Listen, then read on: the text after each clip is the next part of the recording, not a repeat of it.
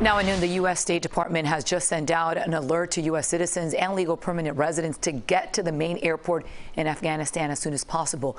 The State Department is also issuing visas to help the thousands trying to flee the country get past Taliban checkpoints. CBS 4's Roxana Saberi has the latest. Chaos continues to dominate today outside Kabul's airport,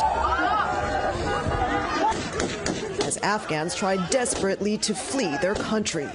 They first have to get through checkpoint after checkpoint, manned by Taliban fighters, some firing shots and beating people back. Then they face U.S. troops and barbed wire. For now, the runways are clear of civilians, and military transport planes have airlifted out around 5,000 people, mostly U.S. citizens and Afghans who once worked for the U.S.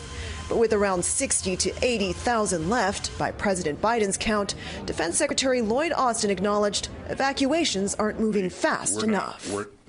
It's obvious we're not close to where we want to be in terms of getting the numbers through.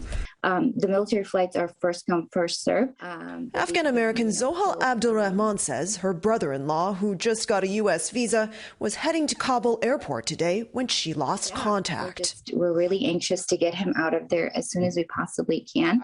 President Biden told ABC News all this chaos was not the result of bad planning.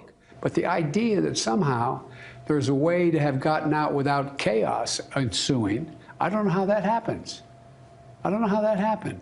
So for you, that was always priced into the decision? Yes.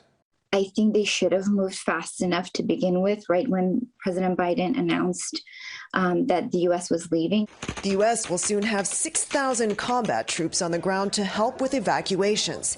But they're needed to defend the airport and keep it running, not to pick up stranded Americans or vulnerable Afghans. When are you going to sleep soundly again? Till the Taliban are out of Afghanistan for good, forever. And God knows when that's going to be.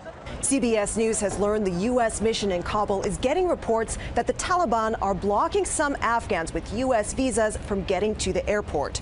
And the U.S. plans to open an additional gate there to get more eligible evacuees in faster. Roxana Saberi, CBS News, Doha.